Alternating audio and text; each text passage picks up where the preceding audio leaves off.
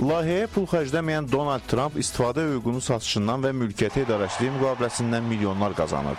2014-cü ilin yanvarından 2015-ci ilin iyulunadək Trump bu layihədən 2,5 milyon dollar gəlir, menecment haqqı kimi isə 323 min dollar əldə edib.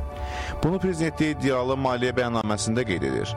Yazıda vurğulanır ki, seçilərsə Trump qlobal biznes imperiyasına yiyələnmiş ilk Birləşmiş Ştatlar prezidenti olacaq.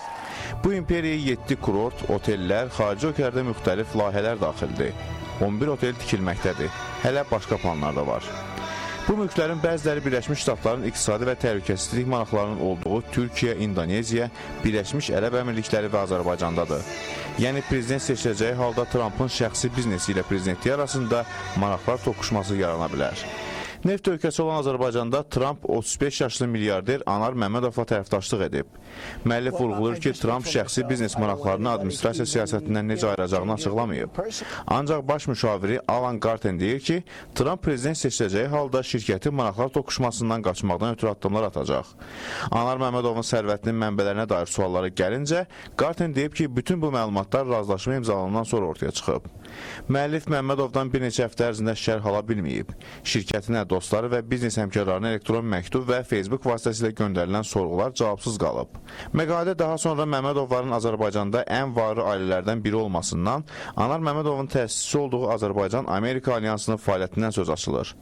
Alyans isə 4 il ərzində Vaşinqtonda qala yeməklərlə birlikdə lobbiçilik işlərinə 12 milyon dollardan çox pul xərcləyib.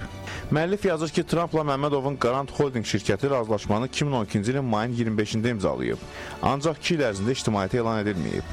Bakıdakı otel 2015-ci ildə açılmalı idi. Trumpın veb saytında bu barədə məlumat yerləşdirilmişdi. Ancaq dekabrda otel barədə informasiya saytdan yoxa çıxıb.